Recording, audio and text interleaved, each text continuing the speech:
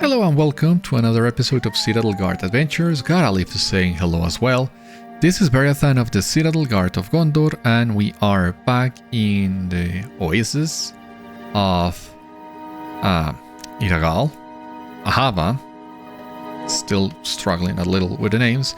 Anyway, just need to meet with Rahâzi near the dried lake, which has become a drake nest. I really didn't want to come back to that place, so again, had I known this is how the storyline was gonna progress, I would have done things a little bit differently. Let us just hope that Rahâzi would not want us to fight the drakes. That is very unlikely.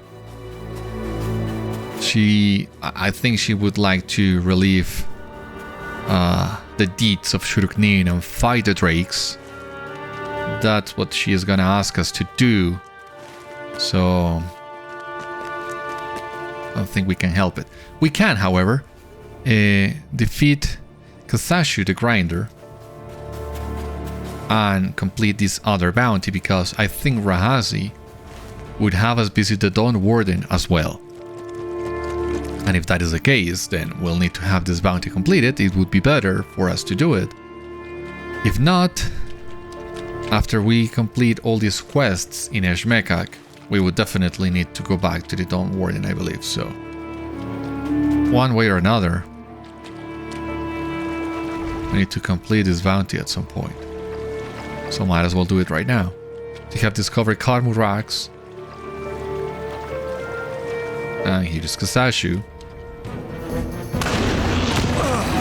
Hopefully we don't pull any other tortoises. Oh, stop with the luck.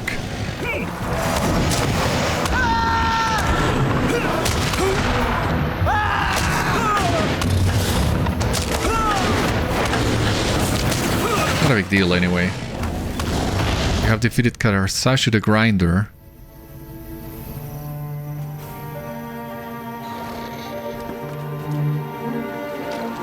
The only item of note inside the tortoise is a severed hand. A little morbid, but I think I see where that is going. It's either a war trophy or a memento from a deceased relative, which would be morbid, or maybe it's just the hand of the bounty poster, like maybe a Peter Pan reference in here. We'll see in just a moment, I guess.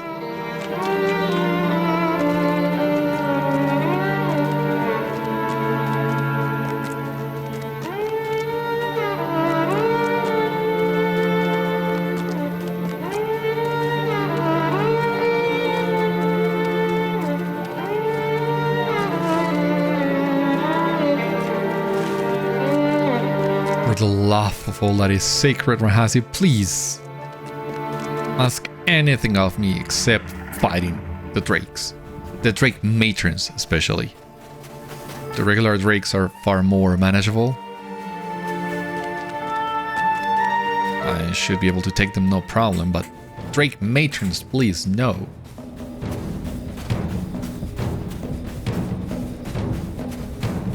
We're about to find out. Crossing my fingers.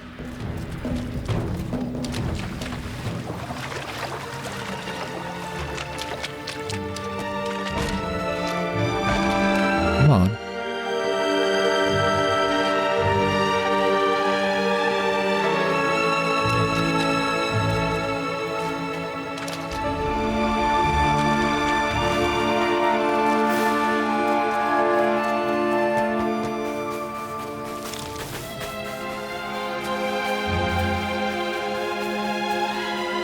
Wow, we're here already in the middle of the drake infestation.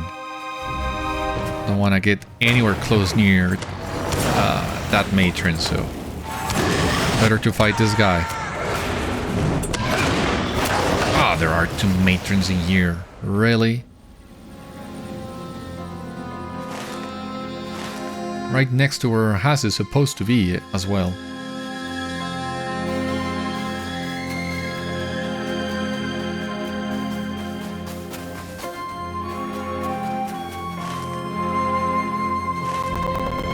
Maybe she's up there, hopefully.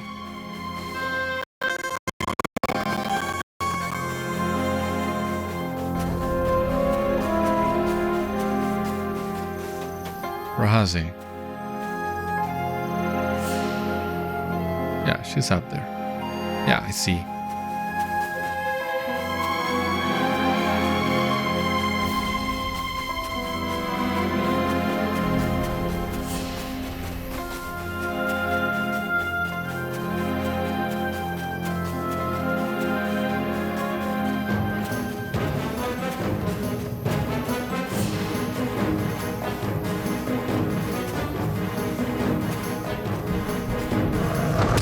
Try and avoid these guys.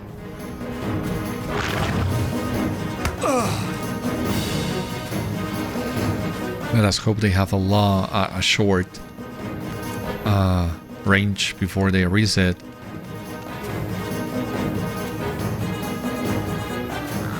Yeah, they did. Rahâzi stares at the dragon bones in awe.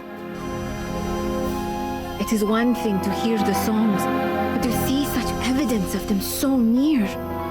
The dragons were so large, and yet Shurug-nîn faced them beside the lake of Idagâl, and with the sword Ordâkhai she brought them low. Rahâzi falls silent. When she speaks again, her voice is a whisper. 3 were the children of Akisi. Know now their names, Ahûshu, Nuzeru, and Rabuk. Now forget them, for only Shurug-nîn remains. What does that mean? I believe Maithriel stood beside Shurug-nîn when she faced the dragons, but she appears in no further tale. When Akisi chased Shurug-nîn north to Urashtar, the Shagani warrior fought alone. Let us leave Rahâzi to contemplate the dragon bones in peace.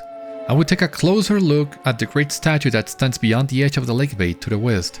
Malgarzor named it the Dawn-warden, and it watches over this land from a great height. Exactly my point.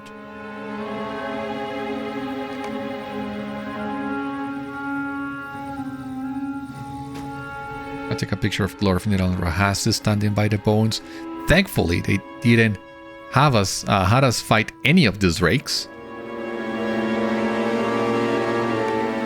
But yeah,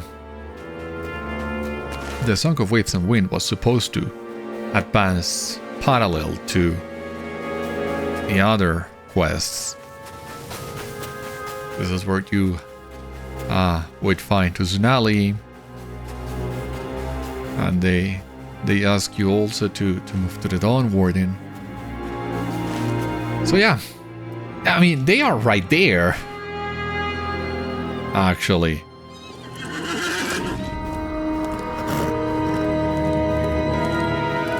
Uzunali, Hidati, and Sor Kamal. Unusali, God. Struggling with these names. But yeah, that's my point precisely. That's what the game wanted you to do.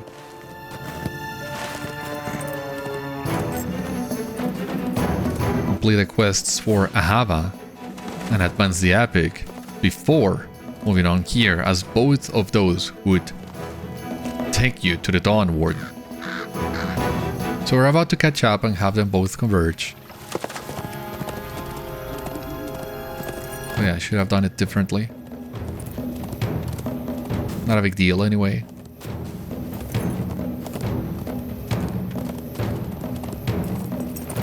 Ah, that is the Dawn-warden. That is the statue. So I think we're about to get some more information, some more lore as to who the Dawn-warden is exactly. What is his relation with Shurug-nîn sons? Because it was really weird for Rahâzi to say, well, here are their names now, forget them, that's not important. So I guess there is some sort of shameful story here, a treason, a defeat, an escape.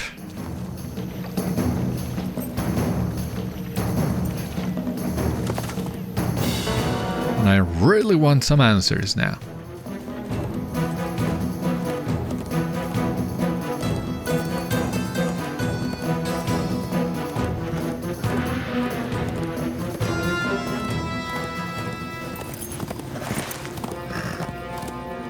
Ah, we need to climb the statue. And again, that's something we also needed to do to defeat Ishigimi on the last episode. Should have done both those things at the same time. I don't want to be that dead horse, but...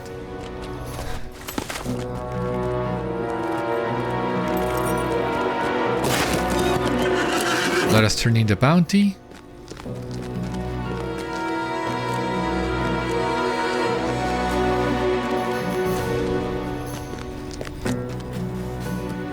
Is there something you need? You produce a severed hat and show it to Ashab.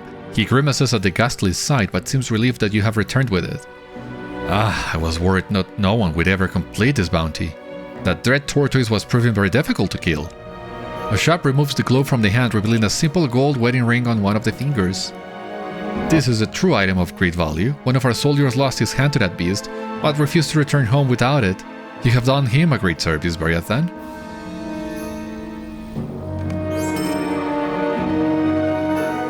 Well, not exactly a Peter Pan reference, but makes sense. Going back home without your wedding ring? Might as well not return.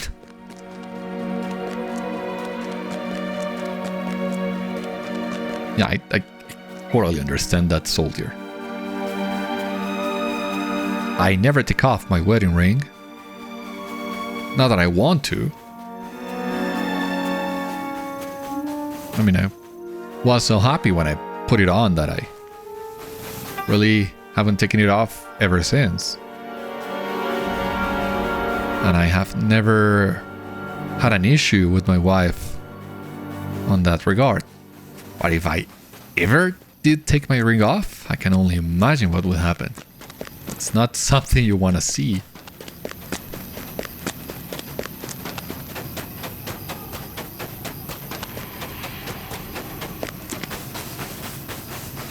God, where are the stairs again?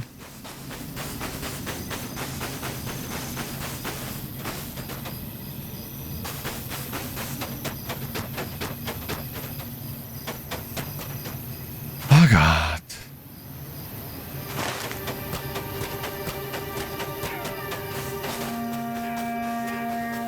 I think it was up this slope actually.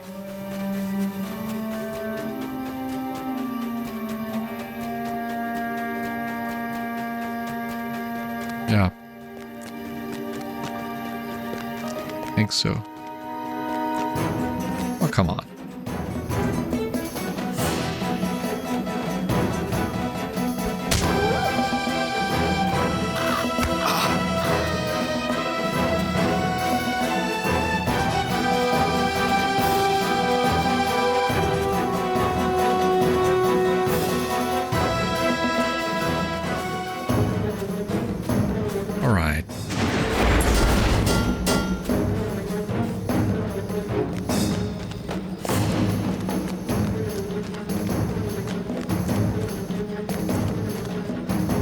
The Dawn-warden tours over the surrounding lands of Idagâl. That also reminds me of the statue at the Great River that we also needed to visit for the epic. Lots of Great River callbacks I've been getting lately. Not sure if all of them are intentional. The Dawn-warden is a most impressive construction, even when seen from afar. But more so when seen from below. I understand a similar statue stands to the north in Kudzagin, but that one lies in ruin. That is also true. In his own language, Malgarzor named this great statue Uzur, and said many wayfarers and pilgrims travel great distances to see it. Perhaps you can speak with some of these travelers and learn what they can tell us of the Ordâkhai presence in Idagâl. They will likely not know anything concerning the Thardúth, but keep open your ears. Ah, they were right here. I thought they were gonna be below with the Araduni. No way I can get a good picture of this statue from here. But it's impressive. Have you come from afar to worship Uzur, the great statue of Izighûz Menundâri, the eternal ruler? The time of his return is nearly at hand, when he will deliver Shagana from its enemies.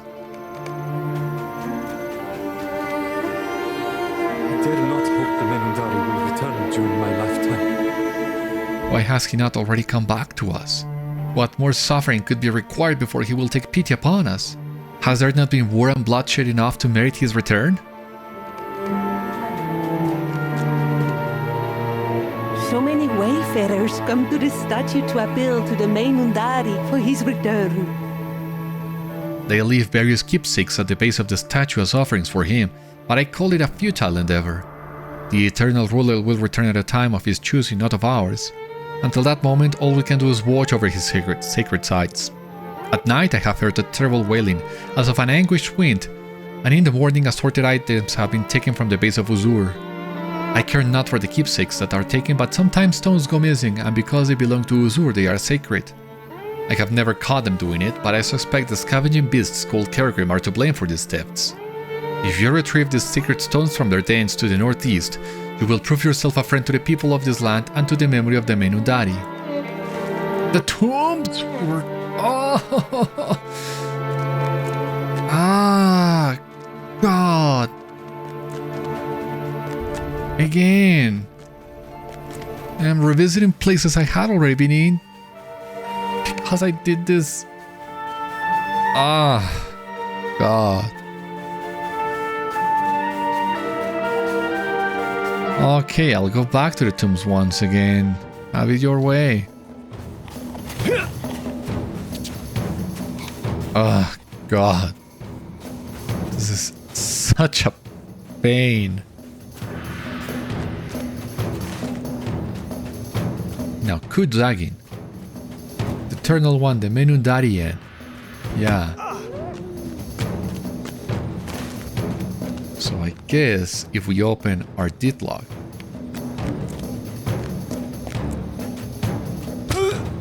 and go to Kudzagin,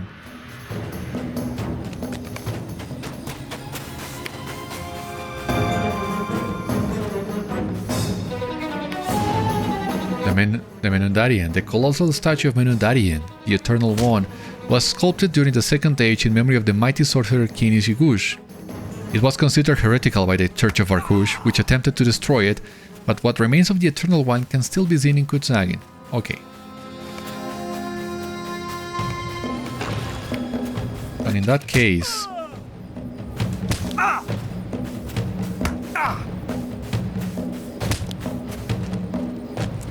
I think this is reclaiming Idagâl. The Dawn-warden is a giant statue of the ancient hero king of Nisaka, Izighûz Menundâri. Unlike its twin in Kudzagin, this statue is mostly intact. The advanced troops of Haradûn have recently made it their camp in preparation for their invasion of Idagâl, to reclaim the region from the Ordâkhai. Unfortunately, they have learned too late that the statue is haunted by a mysterious force known to the local people as Ishimi, the Anguished Wind. So yeah, Ishimi was also mentioned in Kudzagin. Is Ishimi the spirit of Izighûz Menundâri? Because, well, phonetically, they are very similar. They were both mentioned on Kudzagin and Idagâl, which seem to have a connection to Izighûz. And I didn't pay that much attention to the model when we fought him on the last episode, but it looked kind of similar, maybe? Is that wishful thinking? I don't know. At this point, I am almost certain Izighûz, and Ishimi are just the same thing.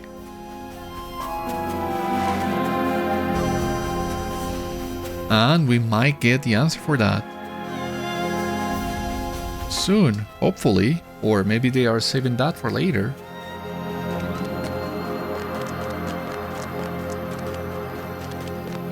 That is all the more reason to review what is said of Ishimi in Kudzagin.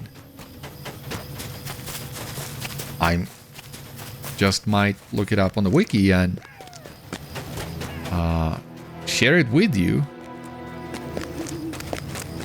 Maybe my theory has already been confirmed at a later quest. Maybe not. Theorizing is fun.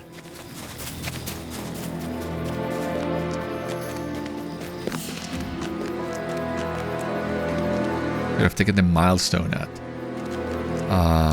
the Dawn-warden. It would have made things a little bit faster for me.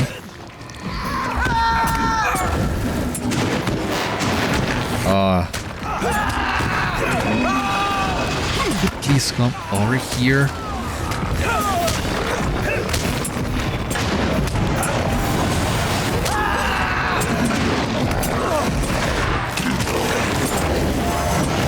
That reminds me what I hate fighting pilgrims so much.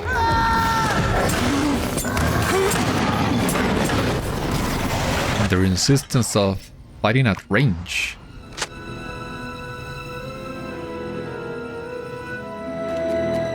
It seems the stones are not that far, thankfully, at least.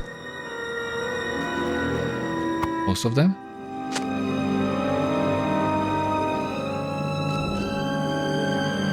There's another one here.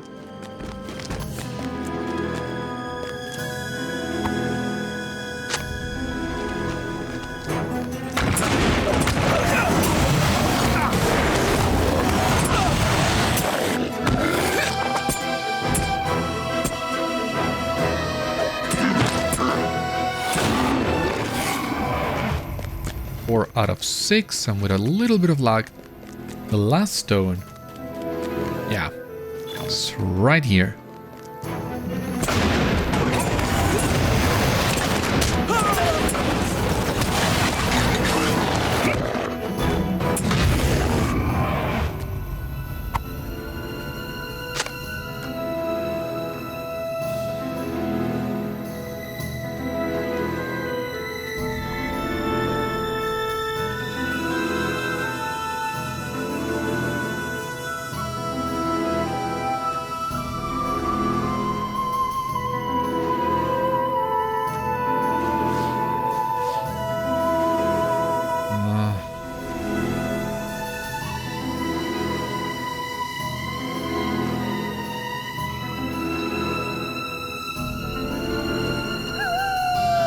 Find any mention of it in the wiki. I guess I will need to actually review the videos in Gudzagin.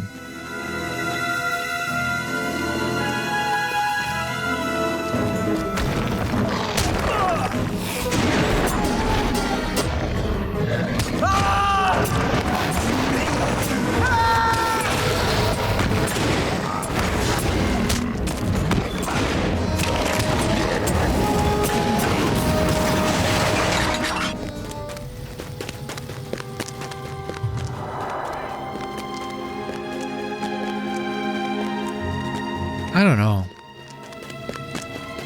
Now you got me thinking I can get that idea off my head. I'm in the middle of today's episode, so I cannot go back and check. I have already deleted those videos from my hard drive. I actually need to go to the channel and check there.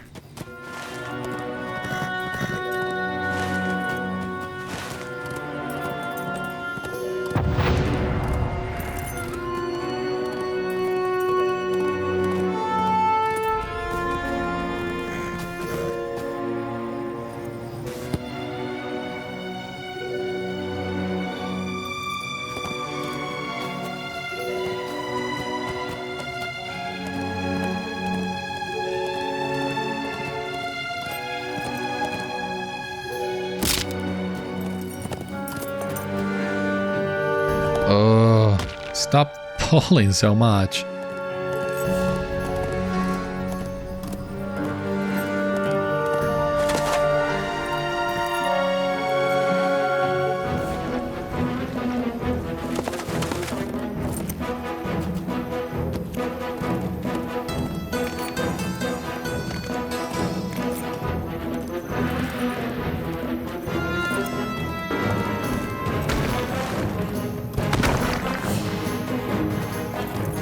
Be up here somewhere.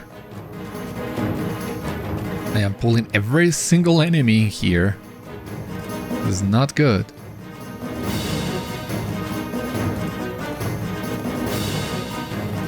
Through here.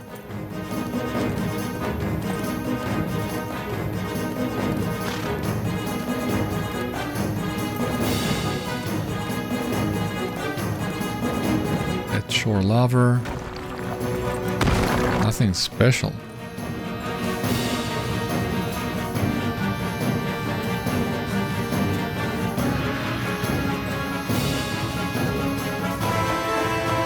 It seems.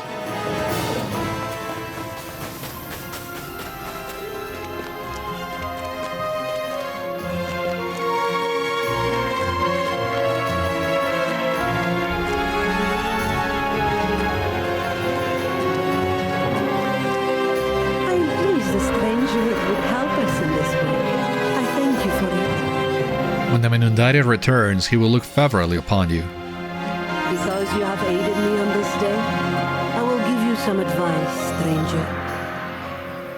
The fighting strength of Ordâkhai is greatly diminished following Barkush's war, but it is not eliminated. He would have wisdom who avoids Emax Dûl, the last great redoubt of Ordâkhai in the moor. They say the hull light upon a distant field during the war, but no empire can last without its leader. A new hull will come to power in Ordâkhai. The surest sign of our fortunes changing would be for the Menundâri to return to us first. Go in peace, and remember, the Ordâkhai remain a danger in the moor despite their defeat in the north. They still are.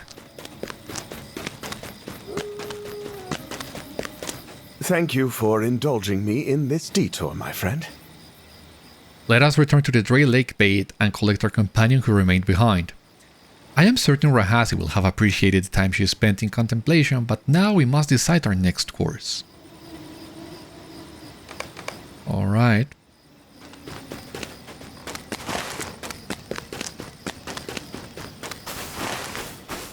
Are converging once again, it seems. We go back to the lake for the main quest.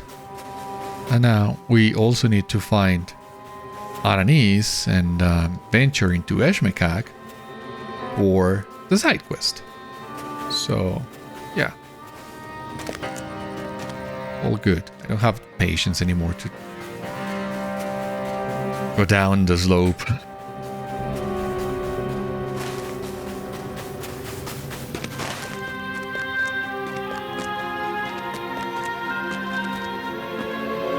I would love to get that horse at some point. Those patron coffers are expensive though, so... Not yet. I mean, that horse looks amazing. What else can I tell you?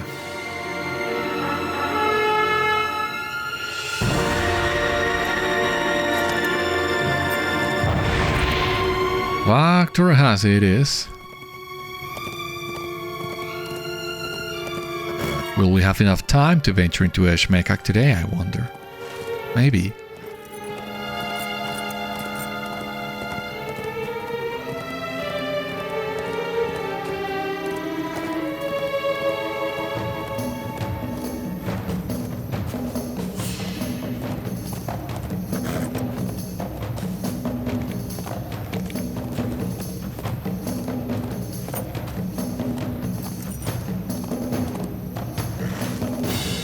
That is the hill, right, where we're headed.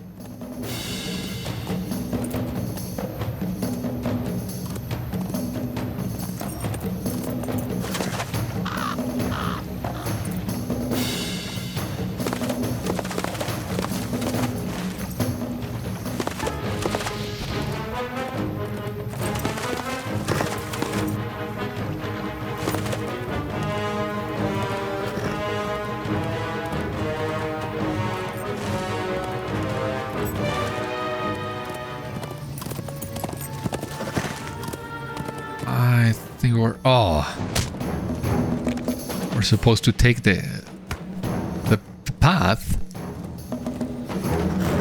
So let's try and find it again.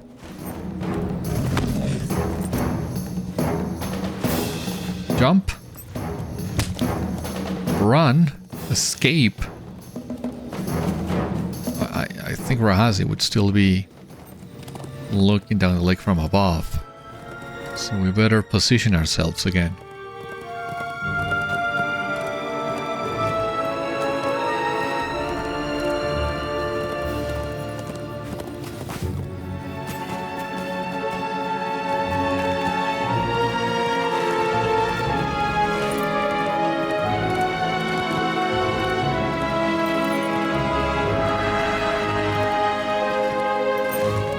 I also think we should really be approaching the point where we find out what the actual Song of Waves and Wind is. We have like 2.5 chapters before the end of the story, so we really are in the need of more answers.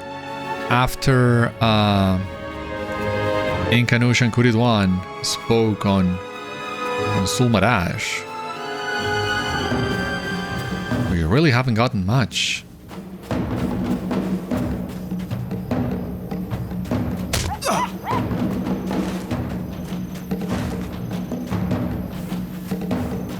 And don't get me wrong, what happened at Sulmadash was great. And even the play at Sajana was was fantastic. But we are getting to the point where we really need to get some more momentum. I mean, we have been getting stakes for the storyline, of course, with the Thardúth and everything. Just curious to see what else the game has in store for us. Oh, screw these store choices.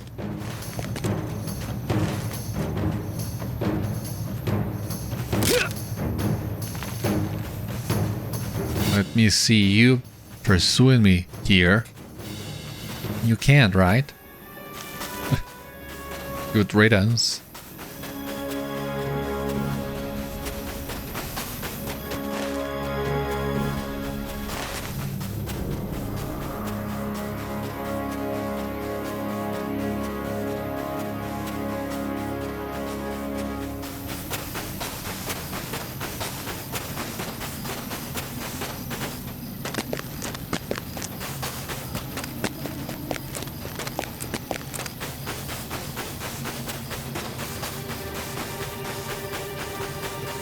Oh, rich deposit. Can I get it?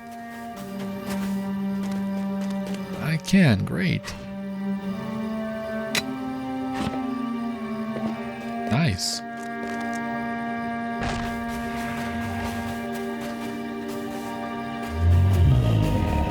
There we have Rahâzi. The sight of these dragon bones will never leave my memory. I am glad we could spare the time to see them. I am ready to return to the oasis at Ahâba. When we have arrived at the central island within the oasis, we will plan our next course of action. Well, wouldn't you know, I have the perfect way of reaching that central island.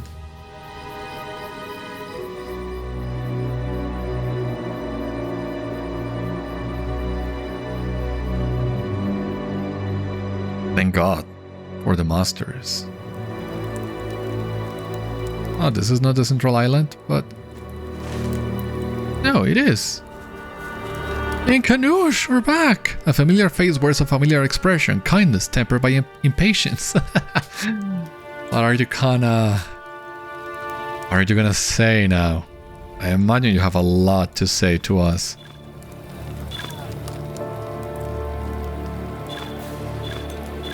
Oh yeah, by the way, I already have this in my travel window. It's just that I also sorted them as well. Sulmadash, Sojana, Yuret Menesh, and Ahâba. So everything is taken care of. Anyway. I trust you are not sightseeing?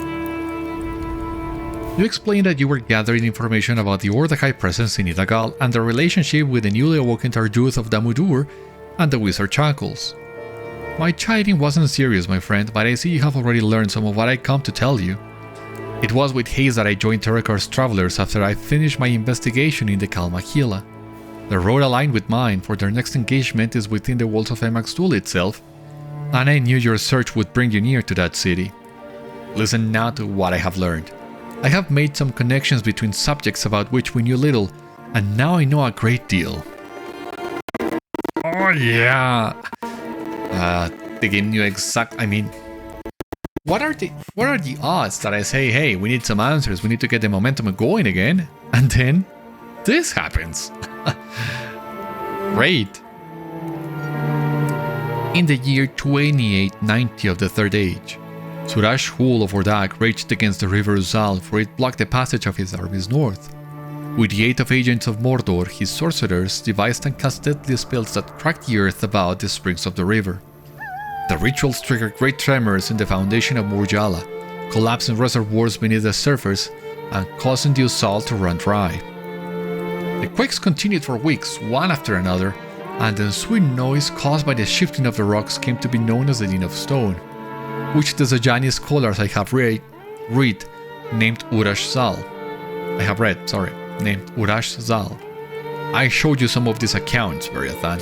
There are others which shed more detail upon the scope of the injury inflicted during the Din of Stone. The Uzal was not only the only geologic casualty of Ordâkhai, and Mordor's fell cooperation. The wells of the Uzal's sister river, Idagâl, were partially blocked, and the Idagâl lake emptied, becoming a ruin of cracked and broken mires. More than 100 years after the Din of Stone, the lake has shown no sign of restoration. Where the water might have gone, I cannot say. Perhaps great caverns beneath the surface are now flooded where once they were not. The sorcerers of Ordâkhai have much for which to answer.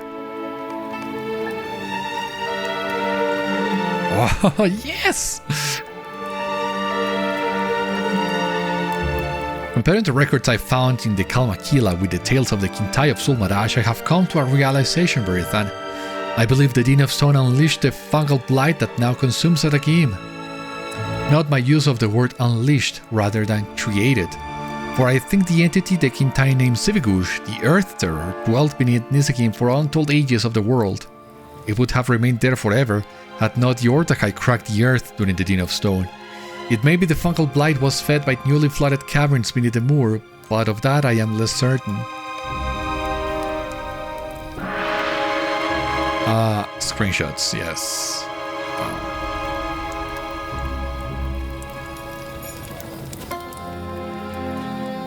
Not the best, but...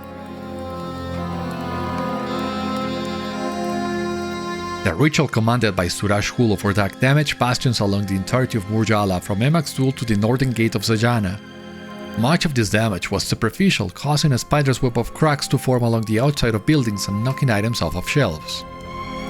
It was worse for the Temamir. The Din of Stone collapsed mines up and down the entirety of the ridge, and thousands of dwarves were lost. Juret Menesh survived, but its ruler sealed the fortress in the following years and took little notice of events in the wider world. Agents of the Temamir that dared to leave Juret Menesh attained much influence elsewhere in Middle-earth. I wonder if Koltek would have become a kinsman of the kindred of the coins in Umbar if the Temamir of Juret Menesh had played a larger role in the region in the years following the Din of Stone. Ah, the Thardúth. No, screw it, I also want a picture of this.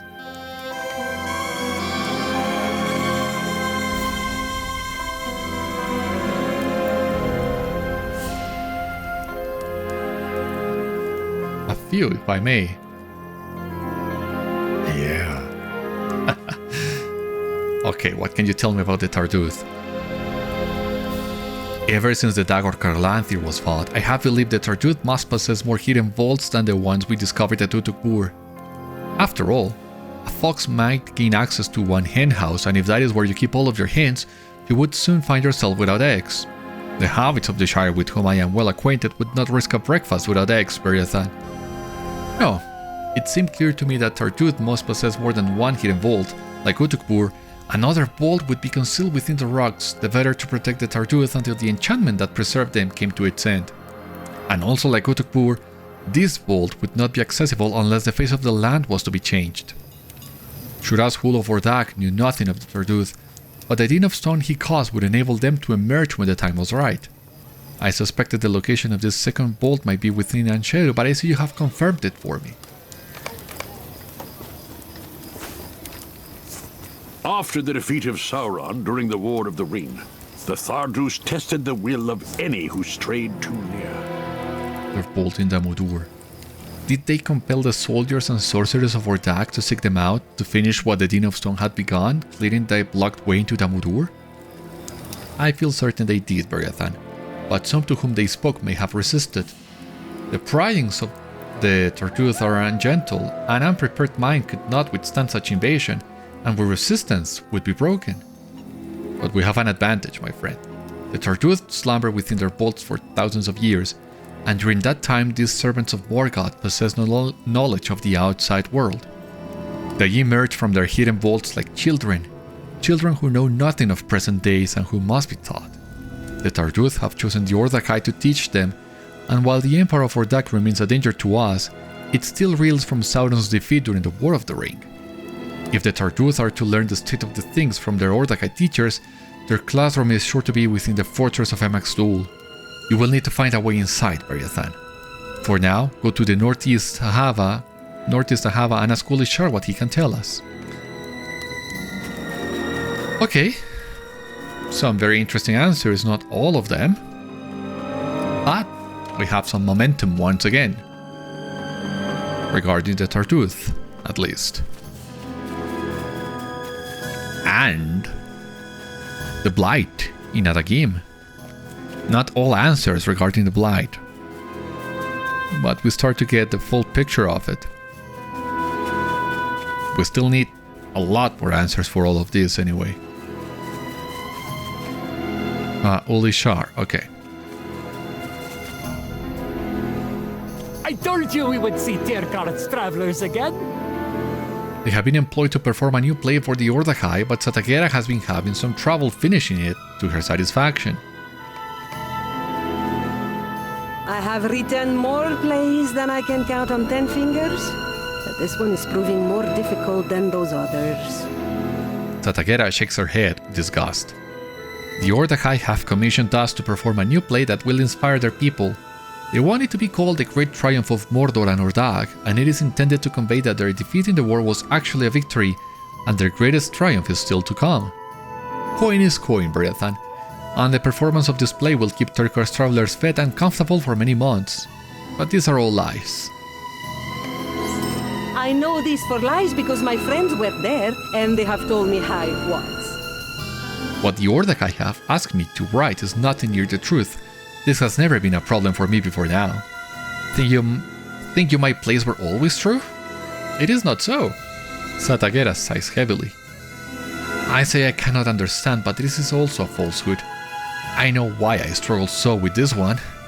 It is because my husband Tyrkarth died in service of the war, as did so many of my friends. Those that returned were not the same. I wish you could have known Mashkanu before he fought in the north. He spoke not of it to any of us, but whatever he saw changed him. Only rarely now does he laugh when before he was always merry. For me to write the Ordâkhai's words feels like a betrayal. Here, see for yourself. The despairing herdsman tends his flock. He pauses, wipes the sweat from his brow, and sees someone approaching. He runs across the stage. Despairing herdsman, I see a figure upon the horizon riding with great speed toward my humble patch of land.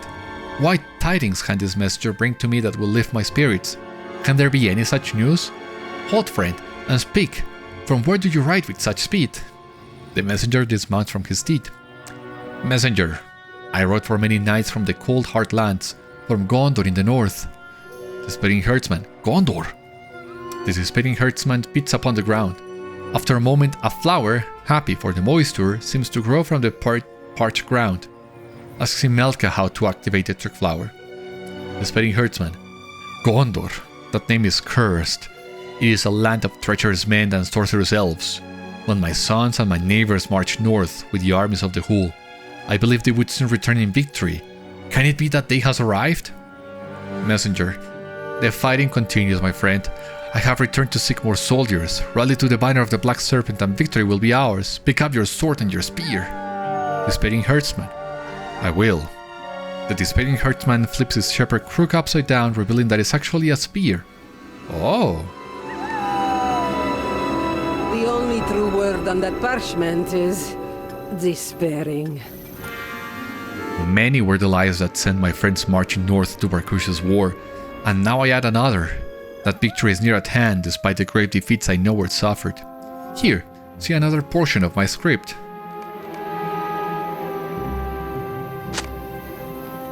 The confident soldier and the Black Serpent stand outside the wall of the city. On the other side of the wall, numerous training dummies represent the cowardly soldiers of Gondor. We should see if someone can lie down and move them back and forth without being too distracting. It should look like Gondorian soldiers are shivering with fear. If that does not come across, I can have Confident Soldier say something explaining it. Confident Soldier, where is the enemy? Are there no men of Gondor willing to face us? They will not leave their city to face us on the open fields. The Black Serpent, the winged beasts of Mordor will make them leave. Jessamine enters, wetting her wings. She flaps them once, twice, thrice, knocking over the Gondorian training dummies. If she is fast, she can put down the wings and put on her beard to become the wizard for the next scene. Confident Soldier, they are overcome by fear. The Black Serpent, their wizard emerges. He is the true ruler of Gondor. The wizard walks slowly onto the stage, holding his back and groaning. When he sees the audience, he straightens up quickly and looks embarrassed. Then he cups and adopts a fearsome visage. Wizard, in booming voice, who thinks to steal my kingdom from me? The Black Serpent, it will be mine by right of conquest, wizard. Wizard, defiant, never. They duel and the Black Serpent cuts the wizard's wooden sword in half. Mashkanu can likely do this with an ordinary weapon, but we should still cut halfway through the wooden sword in the appropriate place to ensure it will break correctly. Wizard, cowardly, I must flee, farewell! Flash pots cover his cape off stage. Oh, it cannot be that bad, can it? We have performed plays for the Ordâkhai before. Their queens pen just as well as any other, perhaps better. If we had not performed Bite of the Black Serpent in Emax Dûl, we would not have met Ulishar, and he might still be imprisoned there, or slain. I fought on the field before the great city in the north. I know what there befell. You and I both, Imalek. The nobles of Ordâkhai who commissioned this play would not pay for a true account of what befell their soldiers there. But Jessamine is right about this. Even an untrue play may accomplish some good. Had Tadagera not written Bite of the Black Serpent, we would not have met Ulishar, and Turkar would not have asked us to spirit him to freedom. My companions are as supportive as ever, but by itself that puts no words on the page. I will keep at it. I fear the great triumph of Mordor and Ordâkhai will not live up to my other works, Beriathan. Let us hope the nobles who commissioned it believe otherwise. It has been nice to catch up with Tirkar's travelers, but we should no longer delay our work. We need to scout the approach to Emax Dûl and learn if there is a way past the sentries. Perhaps there is an unguarded location to the left or right of the main entrance that will allow you to scale one of the walls. That sounds a little bit like Sítagâst, but I'm not sure. Not exactly Sítagâst, but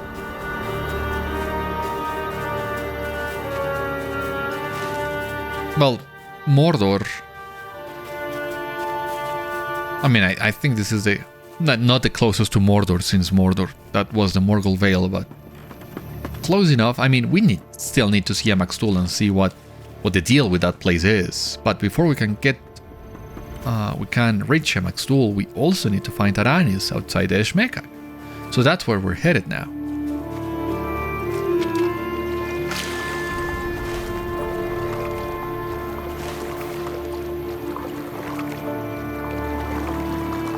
And I hope you wouldn't mind me not crossing the bridge.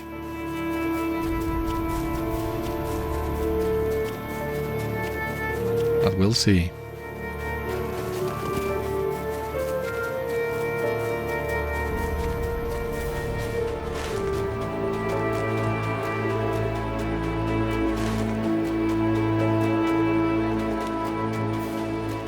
Is this Esh Mêkag? No. Is it? It could be, and it could be then that the settlement to the west is... Did they overlook this place? I don't know. I mean, this looks more like a prison than the other one. We're entering hordes of Koratia. Now, if this bridge were still here...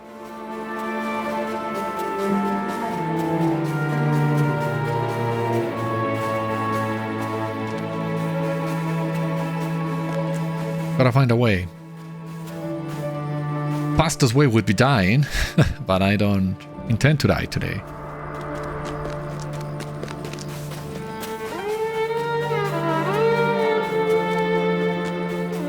Let us just read Sharanis, hear what he has to say.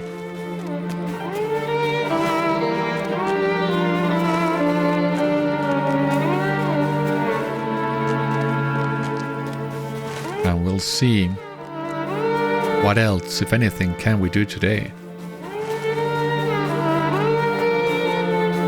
Need to find a way down to the lake bed, I guess.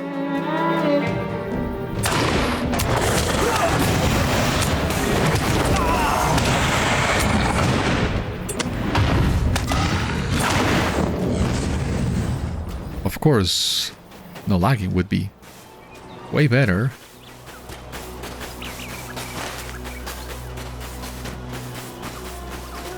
I think I see the path. There is like another path, not as traversed, maybe. I mean,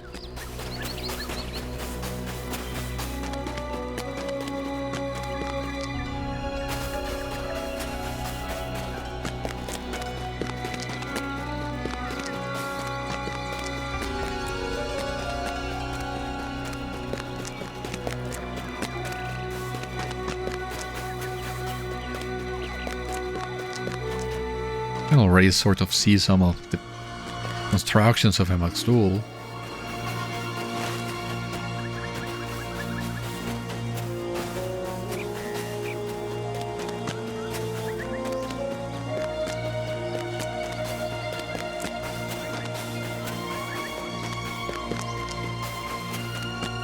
Yeah, there was a path, thankfully enough.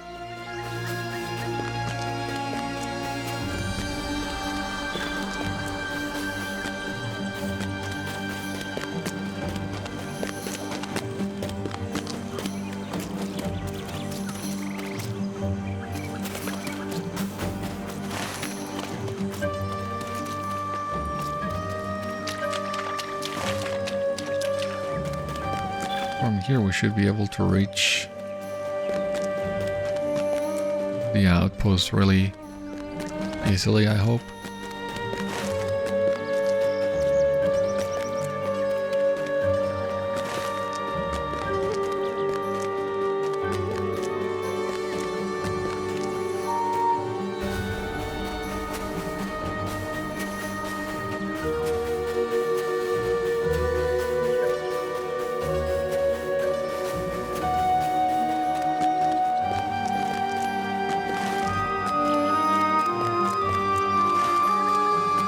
Oh, maybe these are this is Esh Mêkag.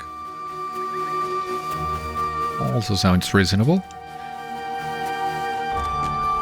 I mean, by this I mean those buildings over there. They also look fitting.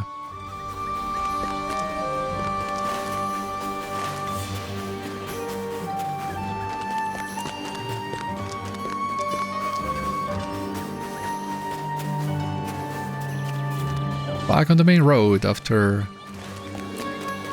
the detour. A shame about the bridge. About all the bridges, actually.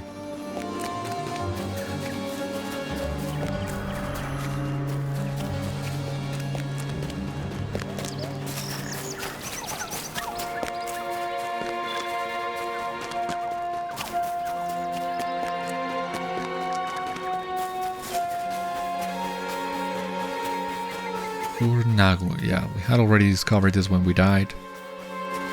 But we have really not talked to anyone in here. We have not explored this area.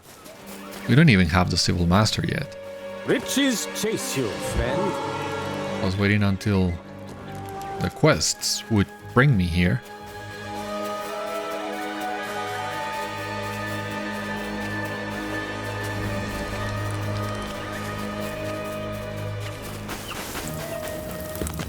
Captain, why do you have this? Ah, you can also turn the bounty of the tortoise in here. Cool.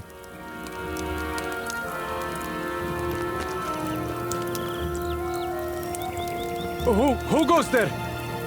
Captain Hanabu sent you. Oh, thank Thardúth. I did not expect to see a friendly face out here.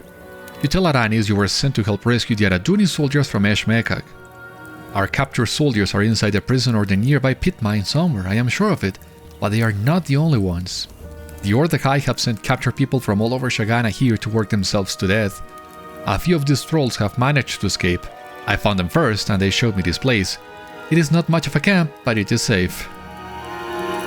The situation here is desperate. My men and many others are trapped inside, subject to unspeakable horrors. They force whoever they can capture to work, and those that will not work are tortured inside the keep until they will. I hear the prison's warden Ratulko the Bloody is particularly sadistic in his approach.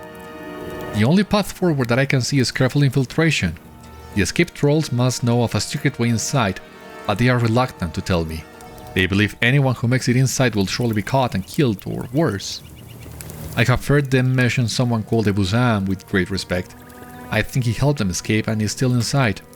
Talk to Ishuri and see if you can convince her that if we can get you inside, you can help get their friend out.